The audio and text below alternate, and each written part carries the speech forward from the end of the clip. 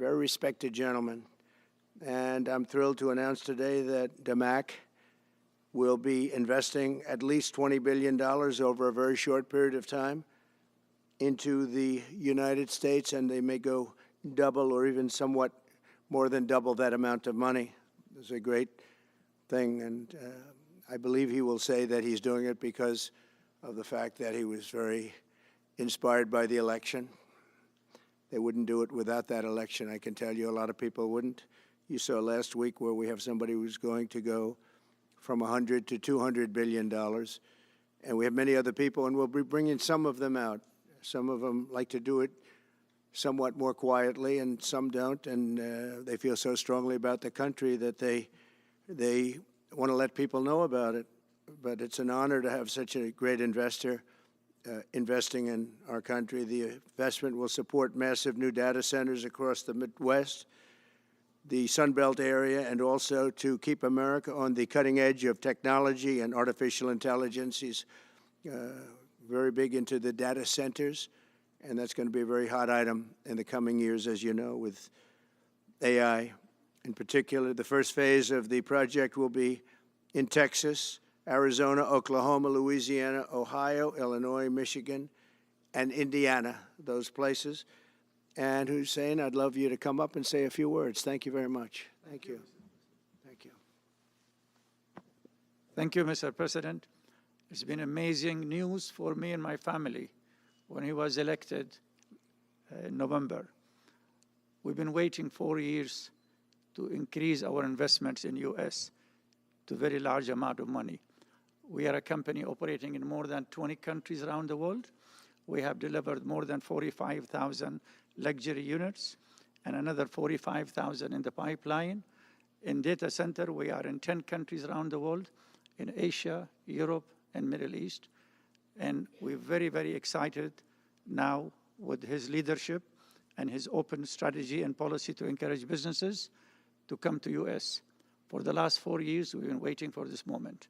And we're planning to invest $20 billion and even more than that if the opportunity in the market allow us. But at the moment, we're planning $20 billion in data center, catering for the AI and cloud business for the hyperscalers. Fantastic. Thank you, Mr. Great President. honor. Thank you very much. So nice. And that man knows what he's doing. He knows. So, Hussein, we're going to work with you and make sure everything goes smoothly. We have powers that haven't really been used in terms of environmental. If you invest over $1 billion in the United States, we're going to give expedited reviews to everybody because everyone's afraid they're going to come in and get caught in the quagmire, which is very prevalent in the United States, unfortunately, the quagmire of environmental and various other regulations and rules. And I made it a point of telling people if you invest $1 billion or more, and we'll do this for people with far less too, but we guarantee it. We're going to move them quickly through the environmental process. Sometimes people held up 12, 13, 14, 15 years. I saw it with plants in Louisiana where I got it approved in literally a week. They were through the review in 1 week after spending 14 and a half years trying to get it, and they were going nowhere. It was a terrible thing. So I've been a victim of that myself over the years, and I think I know all the games and all the tricks that are played, and much of it is just done to stop progress. So we're going to be helping you and everybody else that comes to the United States and wants to invest their money, that you don't get tied up for the rest of your life and you can't do anything. This commitment further underscores that many of the greatest business leaders on earth are seeing a very bright economic future for America since the election. As you know, a lot of positive things have happened. We are inheriting a difficult situation from the outgoing administration, and they're trying everything they can to make it more difficult. Inflation is continuing to rage, and interest rates are far too high.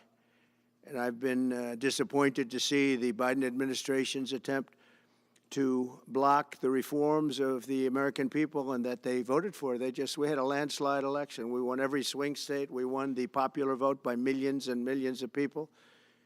Nobody even knows how many people, millions. And they're still counting in some areas. You know, they're still counting the vote in some areas. Can you believe this? What a place. What a horrible place. One of the things we're going to do is we've got to fix the election so that we get honest counts and they get done by 10 o'clock in the evening or something thereabouts.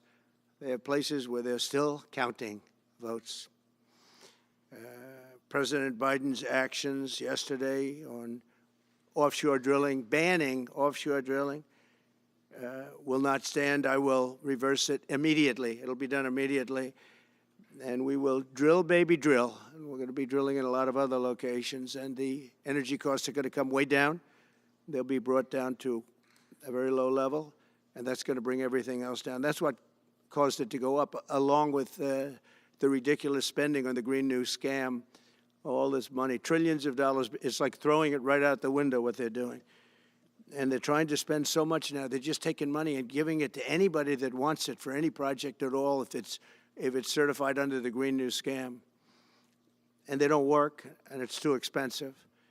And, you know, they told me that we're going to do everything possible to make this transition to the new administration very smooth. It's not smooth because they're doing that. They're playing with the courts, as you know. They've been playing with the courts for 4 years, probably got me more votes because I got the highest number of votes ever gotten by a Republican, by far, actually, by a lot.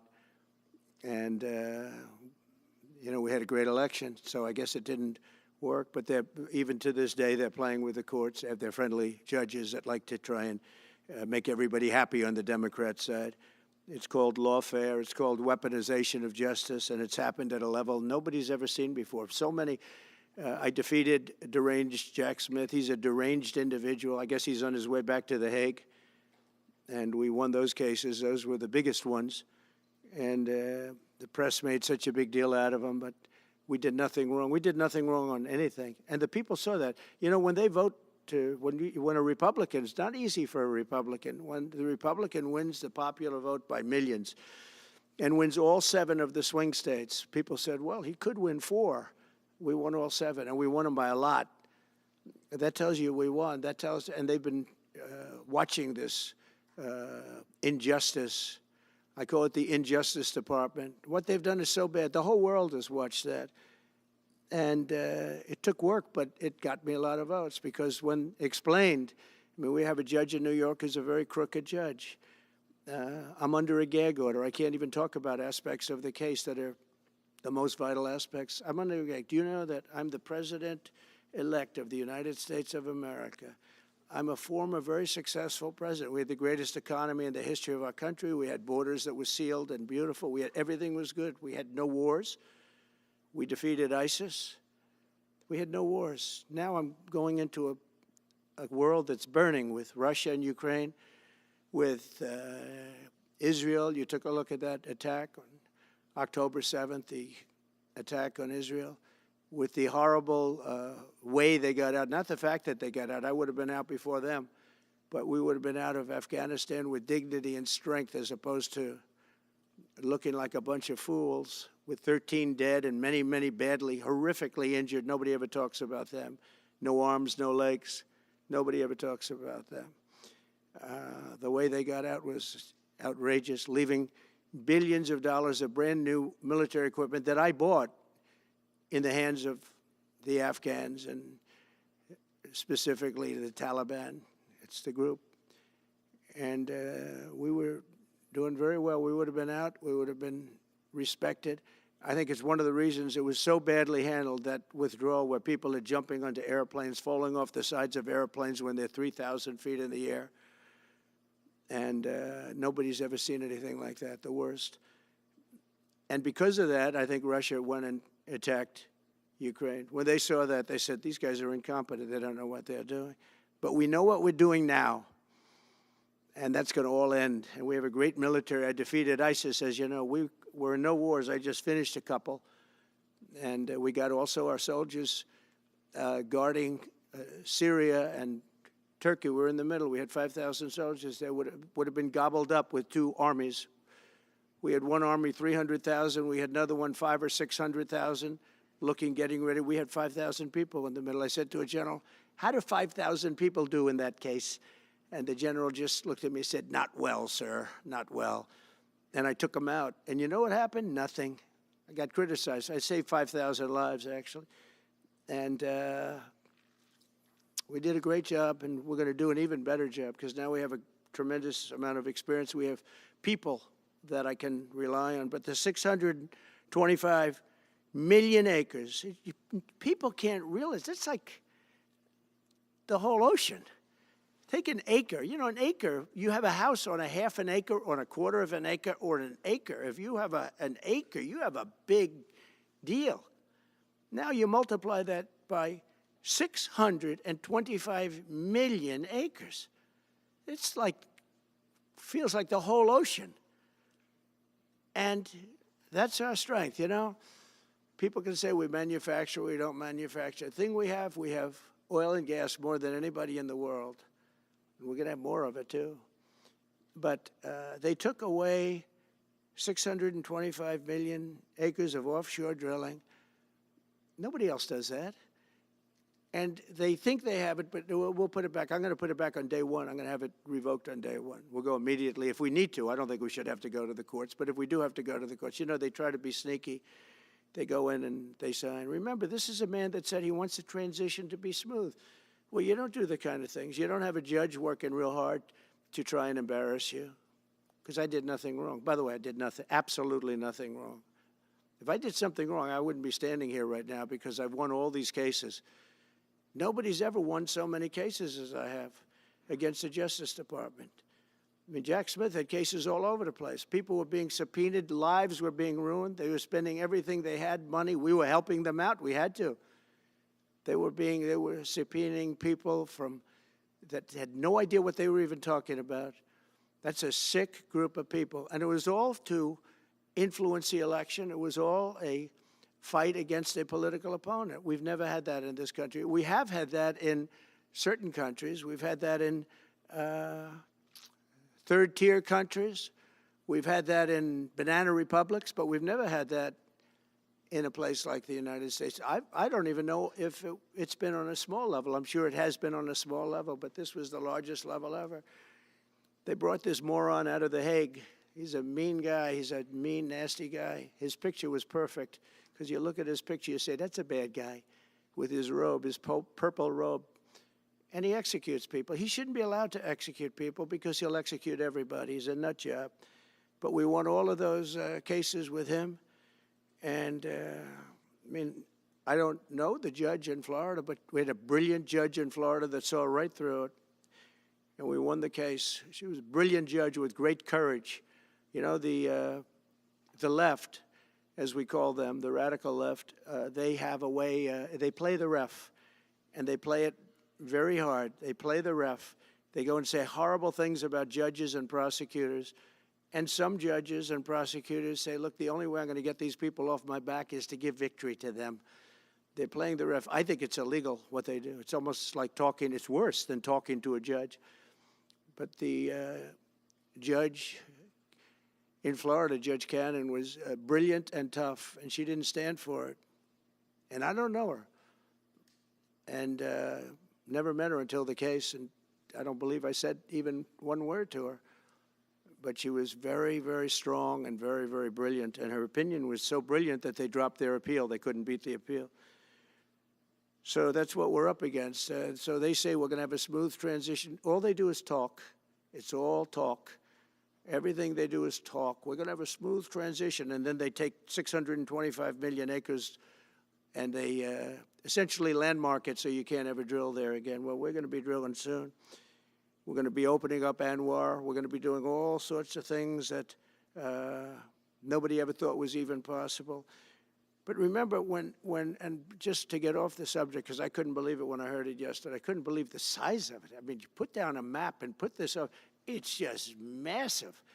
And remember that that's worth probably, I mean, I've had estimates, $40 to $50 trillion. That's more than our national debt. Essentially, he's thrown it away. He's thrown it away. He's taken $50 trillion.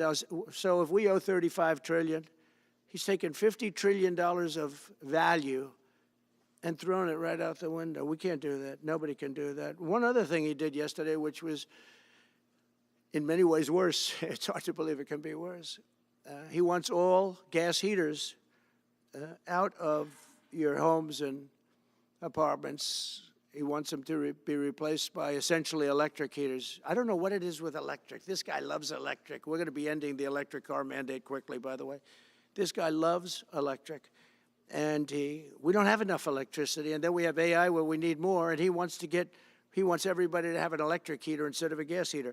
Gas heater is much less expensive. The heat is much better. It's a much better heat. As the expression goes, you don't itch. Does anybody have a heater where you go and you're scratching? And that's what they want you to have. They don't want you to have gas where you don't have the problems of the electric.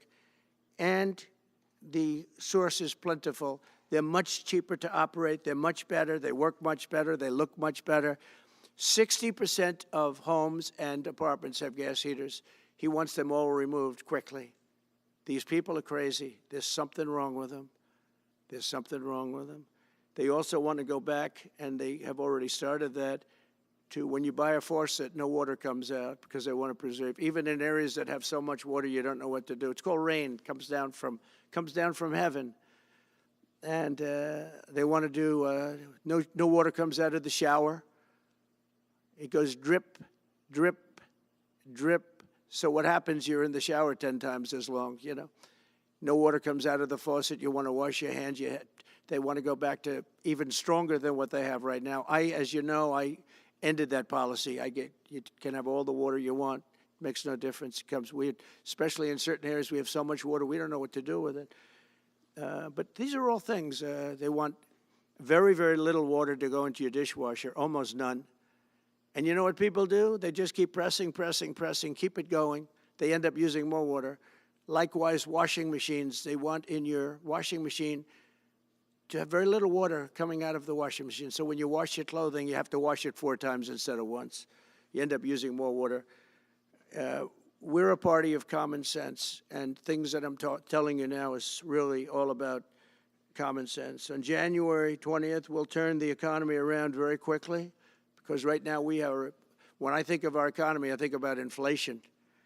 That's what we have. We have inflation, I believe, at a level that we never had before. There's never been anything like it.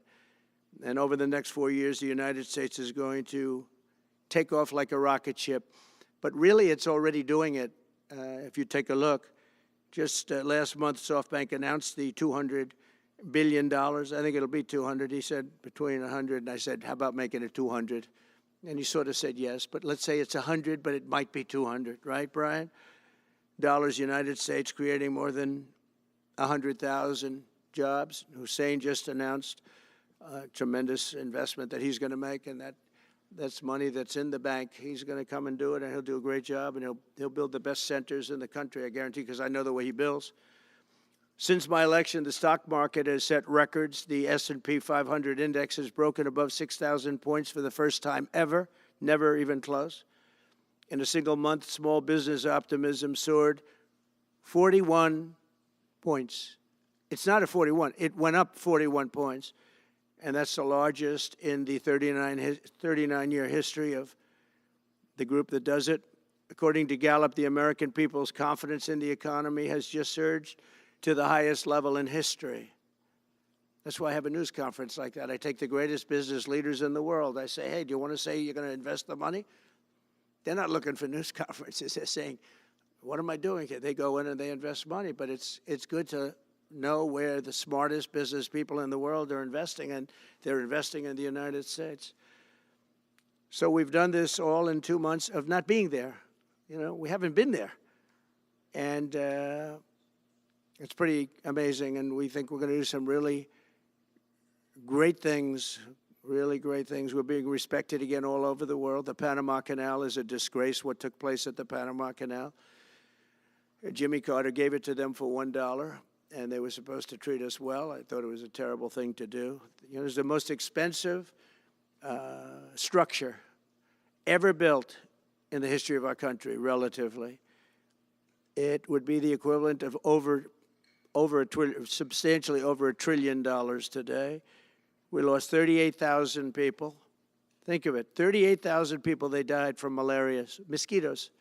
They were unable to stop the mosquitoes. They paid people 5 times more to take the job. Many of those people died. We gave it away for $1. But the deal was that, you know, they have to treat us fairly. They don't treat us fairly. They charge more for our ships than they charge for ships of other countries. They charge more for our Navy than they charge for navies of other countries. They laugh at us because they think we're stupid, but we're not stupid anymore. So the Panama Canal is under discussion with them right now. They violated every aspect of the agreement, and they've morally violated it also. And they want our help because it's leaking and not in good repair. And they want us to give $3 billion to help fix it. I said, well, why don't you get the money from China? Because China's basically taken it over. China's at both ends of the Panama Canal. China's running the Panama Canal. And they come to see this Biden, this guy who should never have been allowed even to run for president. Of course, she shouldn't have either, because that never happened. It had to be 2 people, not 1. But they want $3 billion to fix the Panama Canal that's run by China and makes a lot of money, China. One of the most profitable structures ever built, because you have ships lined up back to Florida, frankly, and they just keep going through, and the numbers are staggering, $500,000 to $1 million a ship. And they took it away from us, meaning we gave it to them for $1. But not going to happen. What they've done to us, they've charged us, they've overcharged our ships, overcharged our Navy. And then when they need repair money, they come to the United States to put it up. We get nothing. Those days are over. Working with the Republican majorities in Congress, will cut taxes, slash regulations, raise wages, and boost incomes at a pace the world has not seen before, and certainly not from our country. We had a big chunk of it for the first 3 years prior to COVID coming in my administration. We had the greatest economy in history. We cut the most regulations in the history of our country, and I did that all in 4 years. By 4 times more than any other president cut. We did that in 4 years. And we were just getting started. We'll impose new tariffs so that the products on our stores will once again be stamped with those beautiful words, made in the USA. And we are not treated well, as you know, by Canada. Canada is subsidized to the tune of about $200 billion a year, plus other things. They don't essentially have a military. They have a very small military. They rely on our military. It's all fine, but, you know, they got to pay for that. It's very unfair. I have so many great friends. One of them is the great one, Wayne Gretzky. I said, run for prime minister. You'll win it'll take 2 seconds. But he said, well, am I going to run for prime minister or governor? You tell me. I said, I don't know. Let's make it governor. I like it better. But no, something's going to have to be done. Same thing with Mexico. We have a massive deficit with Mexico, and we help Mexico a lot. They're essentially run by the cartels, and can't let that happen. Mexico's really in trouble, a lot of trouble. Very dangerous place. And we're going to be announcing at a future date pretty soon. We're going to change, because we do most of the work there, and it's ours. We're going to be changing, sort of the opposite of Biden, where he's closing everything up, essentially getting rid of $50 to $60 trillion worth of assets. We're going to be changing the name of the Gulf of Mexico to the Gulf of America, which has a beautiful ring that covers a lot of territory. The Gulf of America, what a beautiful name. And it's appropriate. It's appropriate. And Mexico has to stop allowing millions of people to pour into our country. They can stop them. And we're going to put very serious tariffs on Mexico and Canada, because Canada, they come through Canada too. And the drugs that are coming through are at record numbers, record numbers. So we're going to make up for that by putting tariffs on Mexico and Canada, substantial tariffs. And we want to get along with everybody, but, you know, they have to, it takes 2 to tango. We're approaching the dawn of America's golden age. It's going to be a golden age for America. We have things that nobody else has. We have more natural resources. We have, number one, nobody knew that until I came along. I made us number one. We were number three. I made us number one in a very short period of time in drilling. And you know, you can talk about windmills. They litter our country. They're littered all over our country like dropping paper, like dropping garbage in a field. And that's what happens to them, because in a period of time they turn to garbage. Most expensive energy ever. They only work if you get subsidy. The only people that want them are the people that are getting rich off windmills, getting massive subsidies from the U.S. government.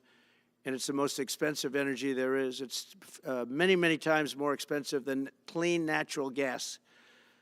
So we're going to try and have a policy where no windmills are being built. You know, off the coast of New Jersey, they want to build like 200 windmills. The people are going crazy. Nobody wants them, and they're very expensive. They don't work without subsidy. You don't want energy that needs subsidy. Energy is a good business. You don't need subsidy.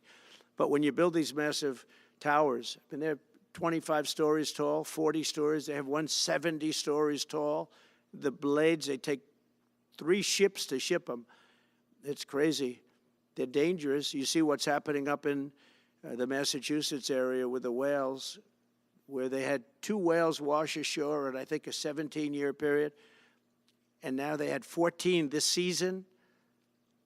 The windmills are driving the whales crazy, obviously. And they had actually over, I think, 125 or something over a number of years. And we don't want that to happen. It's a disaster it's amazing the way a true environmentalist would say, oh, we love wind. It sounds good, but that's about where it ends. You know, after 10 years, you have to redo them. And what happens is they don't do that. They let them stand and they rust, and they say, because of the environment, I'm not a believer in this, but they say you can't, because it's a certain fiberglass, that the blades cannot be buried in earth, that's an environment. So what do you do with them? What do you do with them? And I don't know if you've ever gone to Palm Springs, California, or any of these places where you have long-term windmills standing. They're a disaster. They're rusting, rotting, closed, falling down.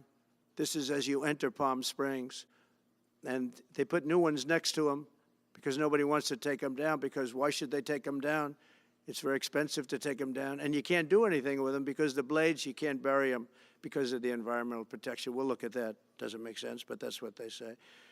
So we are at the beginning of a great, beautiful golden age of business. And I think we're also at a golden age of common sense, because everything I'm saying to you, from a simple water faucet that doesn't allow water to come out appropriately, to all of the other elements of what we do and what we're going to do, to take $50 to $60 trillion off our country's balance sheet because some man that has no idea what he's doing, has no idea. You know it, I know it, the Democrats know it. What they did is a crime by allowing that to happen.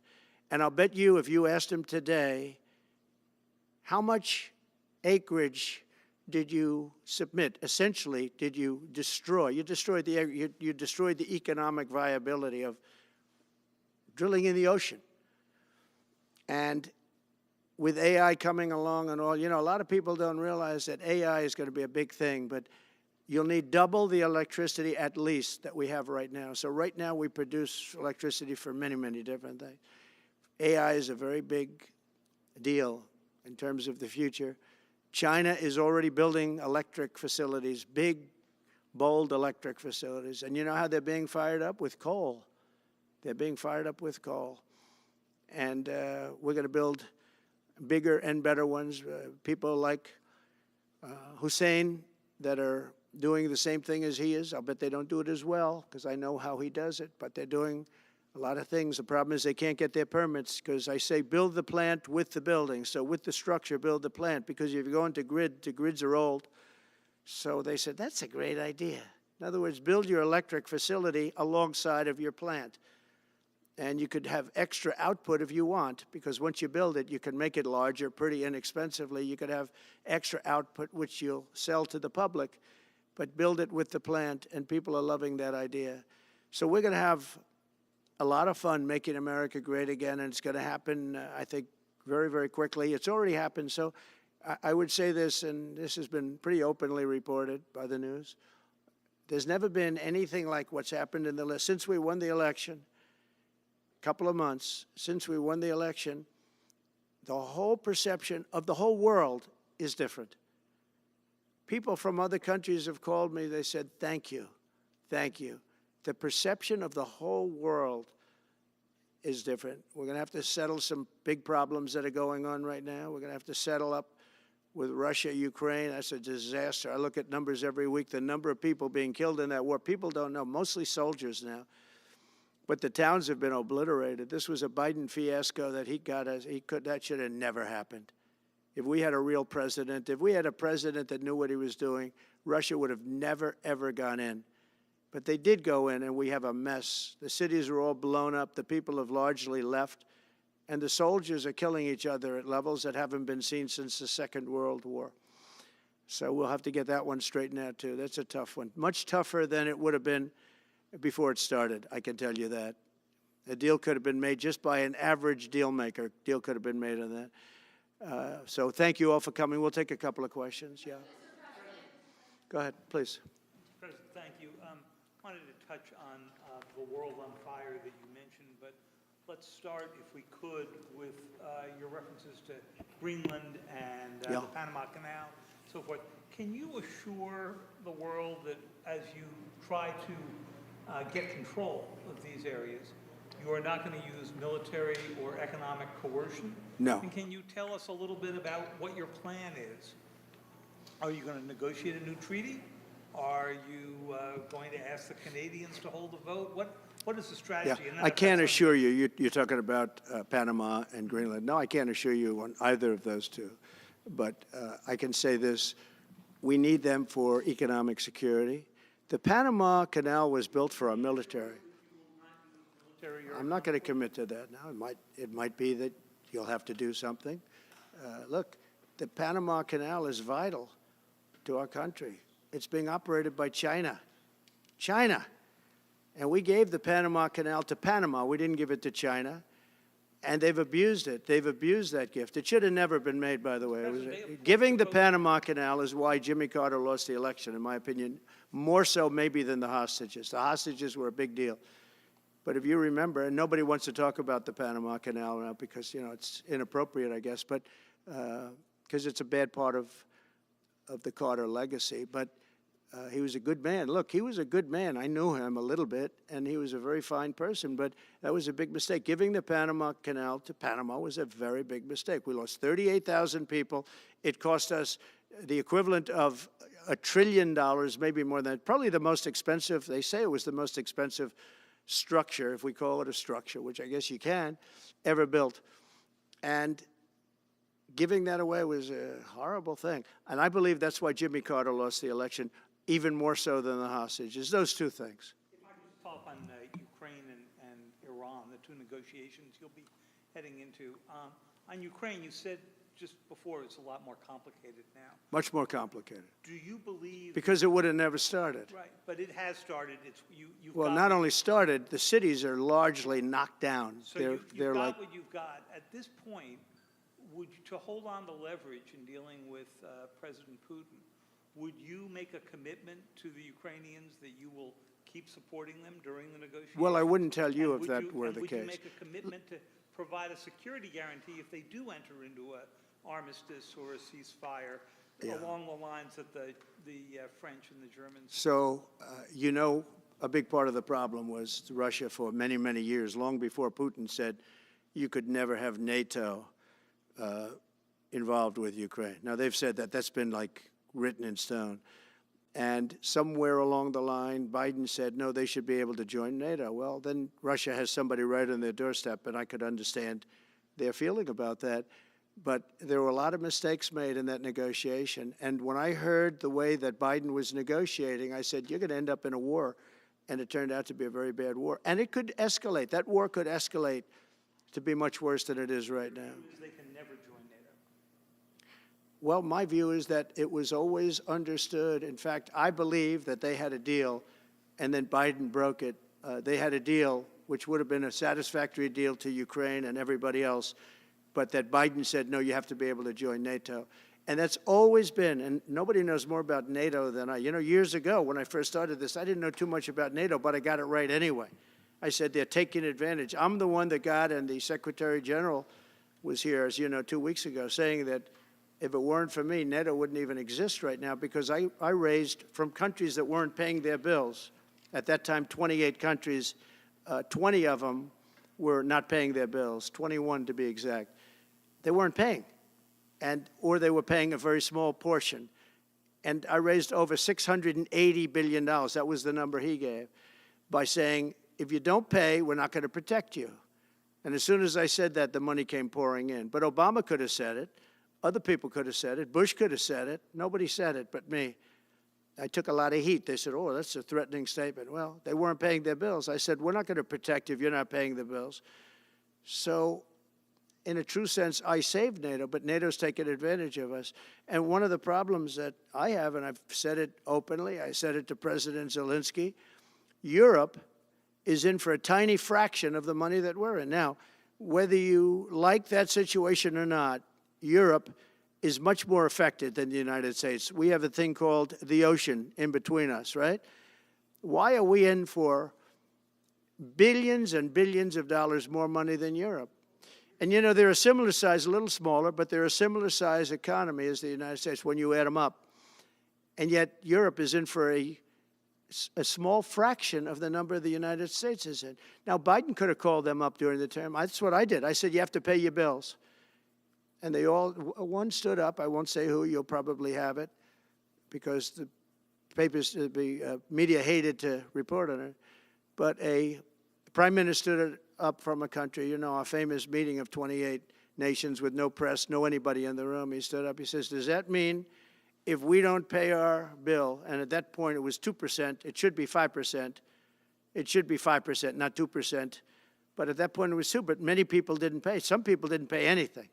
But many people were way, including Germany. Germany was at less than 1%. You're going to press for 5%? Well, I think NATO should have 5%, yeah.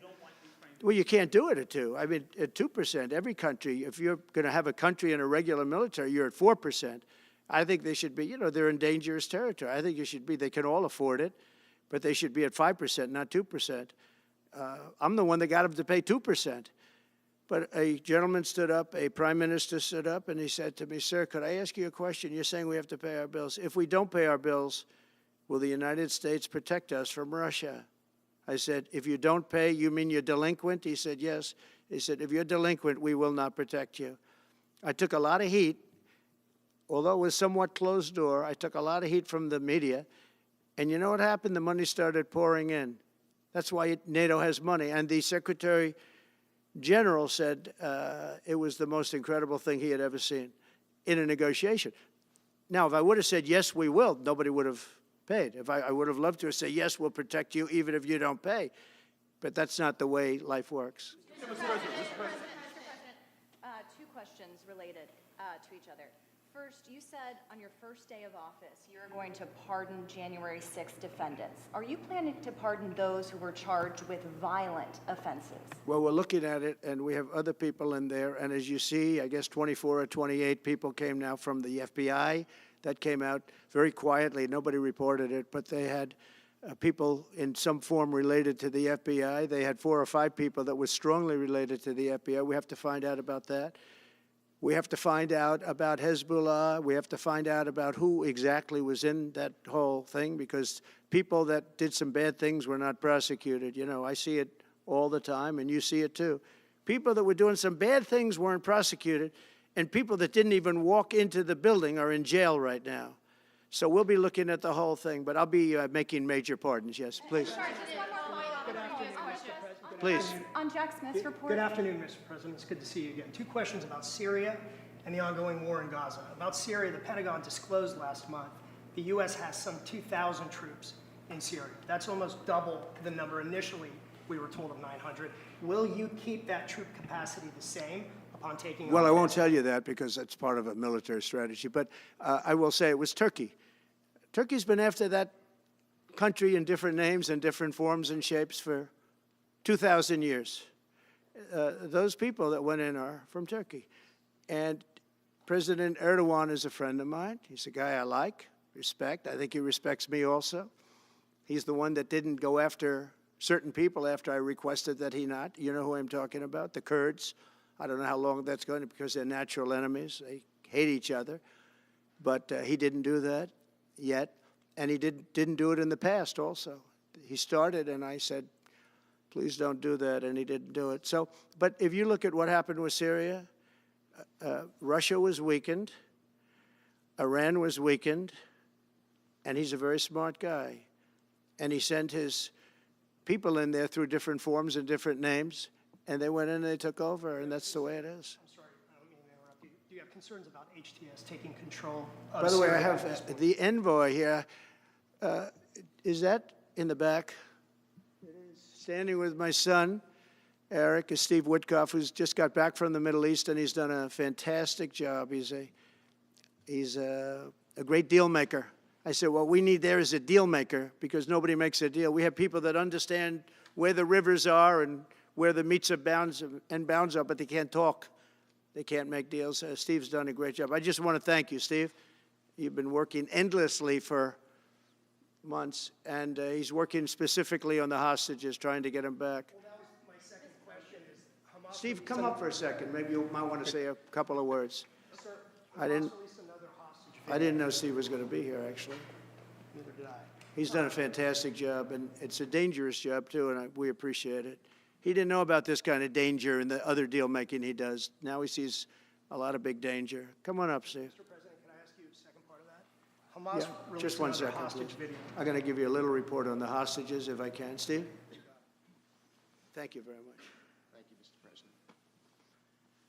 Wow. Well, I think we're making a lot of progress, and I don't want to say too much because I think they're doing a really good job back in Doha. I'm leaving tomorrow back to go to Doha, but I think that we've had some really great progress, and I'm really hopeful that by the inaugural, we'll have some good things to announce on behalf of the President. I actually believe that we're working in tandem in a really good way, but it's the President, his reputation, the things that he has said that are driving this negotiation. And so hopefully it'll all work out and we'll save some lives.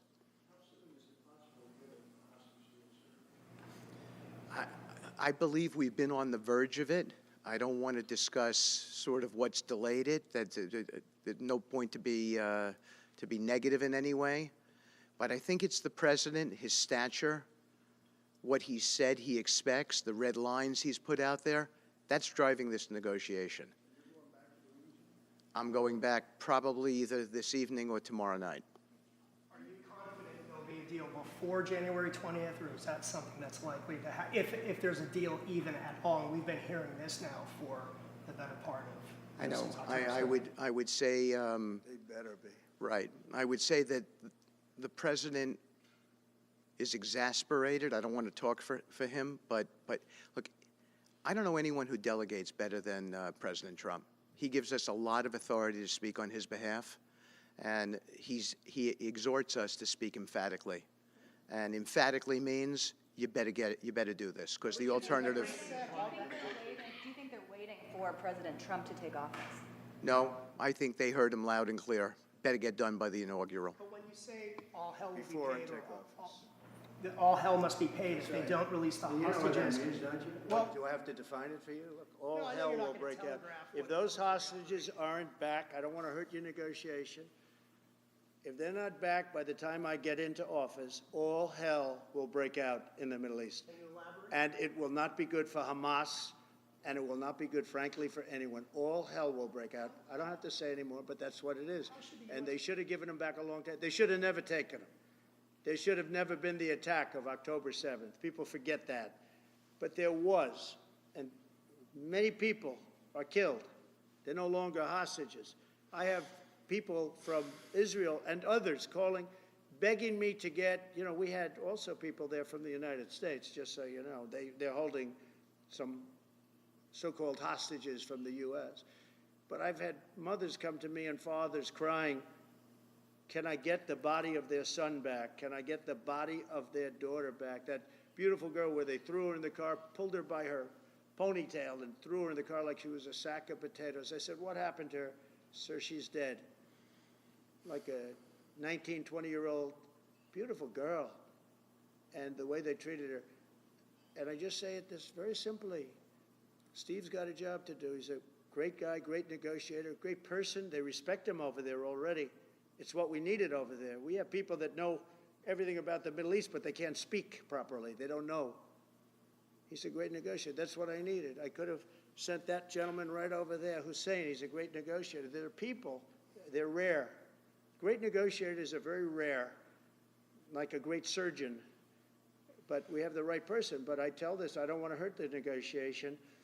If the deal isn't done before I take office, which is now going to be 2 weeks, all hell will break out in the Middle East. Okay? Thank you, Mr. President. You've done a great job. Thank you. Mr. President, more than 140 police officers were injured by rioters on January 6th. Will you pardon anyone who attacked a police officer? Well, you know, the only one that was killed was a beautiful young lady named Ashley Babbitt. She was killed, and there was actually somebody else that was killed, also a MAGA person, but people don't give it 100% credibility. I'm going to find out about it, and we're going to find out. But Ashley Babbitt was killed. She was shot.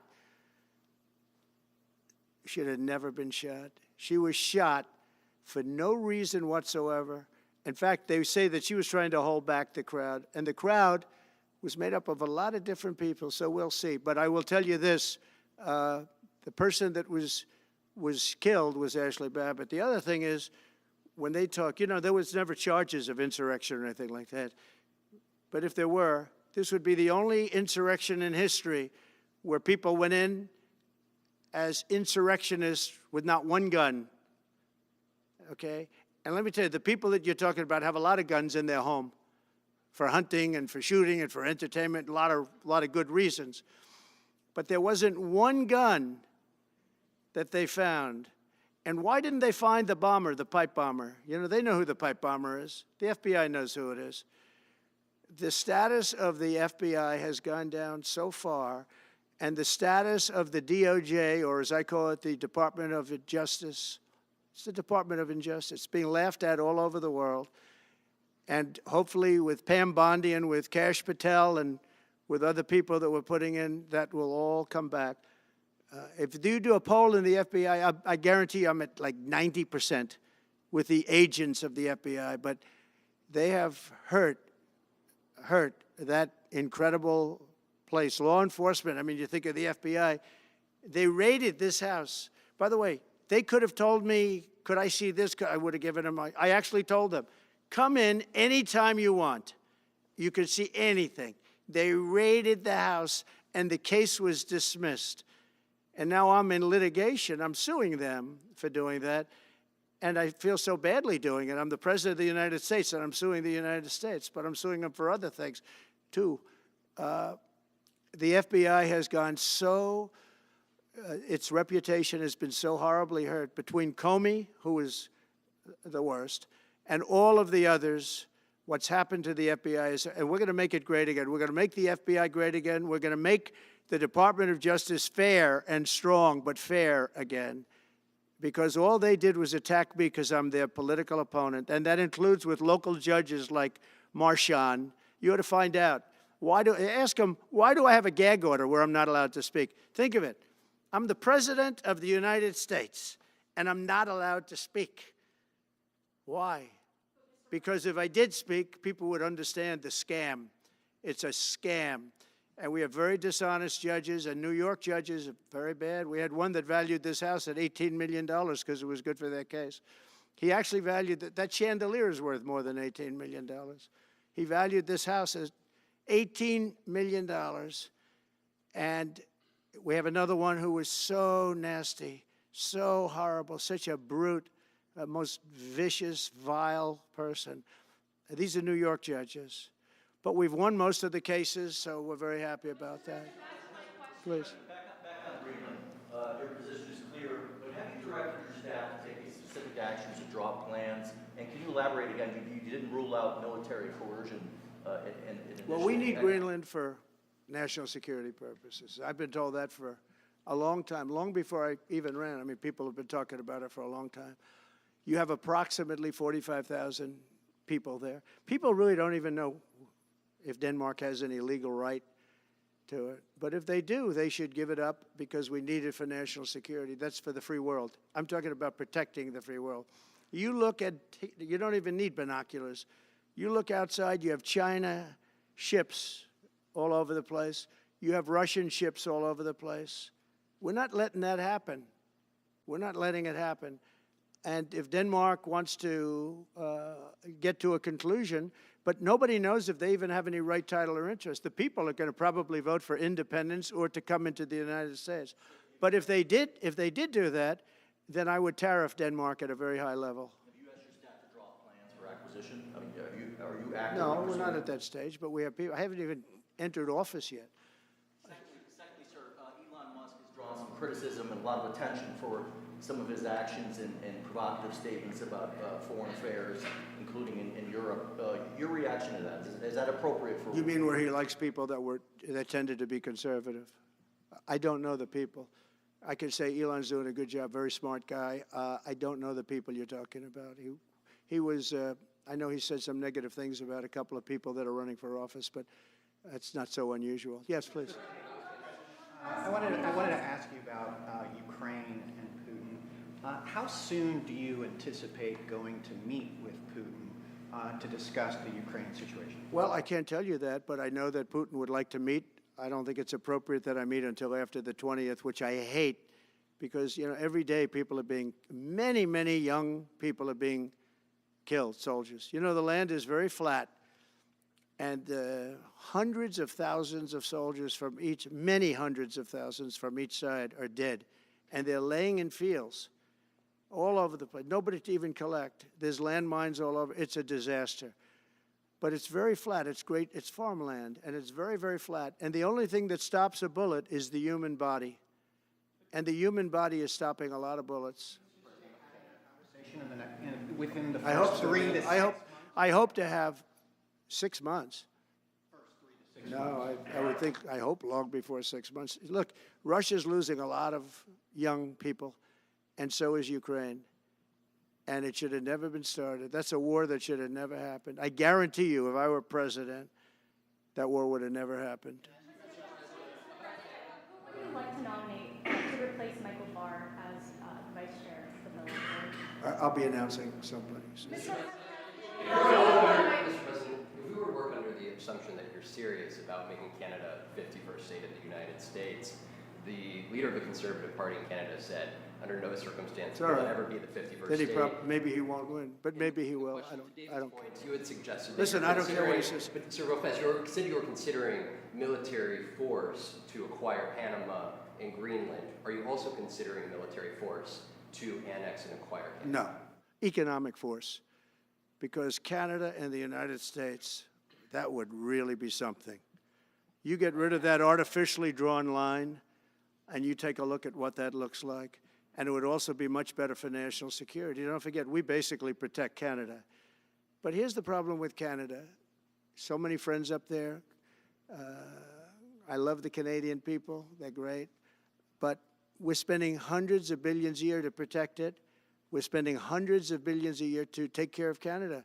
We lose in trade deficits. We're losing massive. We don't need their cars. You know, they make 20% of our cars. We don't need that. I'd rather make them in Detroit. We don't need the cars. We don't need their lumber. We have massive fields of lumber. We don't need their lumber. We have to unrestrict them because stupid people put, you know, restrictions on, but I can do that with an executive order. We don't need anything they have. We don't need their dairy products. We have more than they have. We don't need anything. So why are we losing $200 billion a year and more to protect Canada? And I said that to, as I called him, Governor Trudeau. I said, listen, what would happen if we didn't subsidize you, if we didn't, because we give them a lot of money. We help them. As an example, we're buying icebreakers, and Canada wants to join us in the buying of icebreakers. I said, you know, we don't really want to have a partner in the buying of icebreakers. We don't need a partner. But No right. Nope. No right. Here's what we have. We have a right not to help them with their financial difficulties because we owe $36 trillion too. We're going to start knocking it out pretty fast, but we're going to be able to do it because of energy and other things. But no right. No right. But why are we supporting a country, 200 billion plus a year? Our military is at their disposal. All of these other things, they should be a state. That's why I told Trudeau when he came down, I said, what would happen if we didn't do it? He said Canada would dissolve. Canada wouldn't be able to function if we didn't take their 20% of our car market. You know, they send us hundreds of thousands of cars. They make a lot of money with that. They send us a lot of other things that we don't need. We don't need their cars, and we don't need the other products. We don't need their milk. We got a lot of milk. We got a lot of everything, and we don't need any of it. So I said to him, well, why are we doing it? He said, I don't really know. He was unable to answer the question, but I can answer it. We're doing it because of habit, and we're doing it because we like our neighbors, and we've been good neighbors, but we can't do it forever, and it's a tremendous amount of money. And why should we have a $200 billion deficit and add on to that many, many other things that we give them in terms of subsidy? And I said, that's okay to have if you're a state. But if you're another country, we don't want to have it. We're not going to have it with European Union either. European Union, we have a trade deficit of $350 billion. They don't take our cars. They don't take our farm product. They don't take anything. And so we're not going to have it with them either. Brian, go ahead. Yes. Happy New Year, by the way. Thank you. We have some breaking news. You may not be aware of this, but it looks like Canon has blocked the DOJ from releasing the Smith's report until further court proceedings. Get your thoughts on Wow, that. that's a big story. Yeah. So if I get it right, the fake witch hunt started by the DOJ having to do with books and records, and Biden had many more, and he wasn't protected by the Presidential Records Act, I was. But all of that fake stuff that took the lives of people, I mean, literally destroyed people. People are destroyed because of what they did, destroyed. But we got to be president. But Biden did it for 40 years. He did it when he was a senator. That was illegal. And they ruled it was illegal. How about that? They said, it's illegal, but he's unfit to stand trial. So he can stand and be president of the United States, but the prosecutor found that he's unfit for trial. I was going to use that as a major talking point, but I never got to use it because all of a sudden I had a new candidate who was also sort of unfit to stand trial, right? But so what you're saying is that the judge just blocked the, so Cannon was thrown off the case. They dropped their appeal because he had no case. They dropped all of that, the lawsuits against us. They lost the lawsuit. So this is deranged Jack Smith. So he dropped the lawsuits. He was told to by the DOJ because they had no lawsuit. They lost in court in front of a very strong and a very brilliant judge. They lost in court, and that pertained to other cases in other courts. So he wanted to do a report just before I take office, probably. So he'll do like a 500-page report, and it'll be a fake report just like the investigation was a fake investigation. And I said, well, wait a minute. This guy was thrown off in disgrace. In disgrace. He's going back to The Hague or wherever they're going to send him. In disgrace. Because he failed so badly. Because it was a fake case against a political opponent. They thought they were going to use this to beat me. So what you're saying is, I'm just hearing that they're not allowed to issue the report. So if they're not allowed to issue the report, that's the way it should be. Because he was thrown off the case in disgrace. Why should he be allowed to write a fake report? It'll only be a fake report. That's great news. Yeah. Good. And if I can just follow up real quickly, you want to comment, many Americans are angry that we're sending millions of dollars every month to the Taliban. Do you anticipate? It's not even believable. Billions of dollars, not millions, billions. We pay billions of dollars to essentially the Taliban, Afghanistan. And that's given by Biden. That's the same man that took away $50 to $60 trillion worth of value from the United States. Think of it. Probably our most valuable asset. Took away our most valuable asset. this can't be allowed to happen.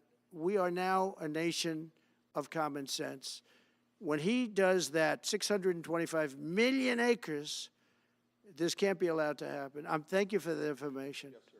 Most other people probably knew about it, but they wouldn't have told me, right? Mr. President, on the campaign trail, you vowed to bring down the prices at grocery stores very fast. Yeah, we won't do it But then fast. you recently told Time Magazine that bringing down prices would be very hard. So what can the American people expect when you get into office? It's always When hard to can they bring go down the prices when grocery somebody bill else has screwed something up like they did. But we'll bring them down. We'll get them down. Energy is going to bring down prices. We're going to have a lot of energy, and energy is what brought it up. Energy and their bad spending is what brought it up, and energy is going to bring it down. We're going to have prices down. I think you're going to see some pretty drastic price reductions. As an example, food, bacon, ham, apples, everything has gone through the roof. It's one of the reasons I won. So as you know, I said it, inflation was one of the reasons I won, but I think the biggest reason I won was the fact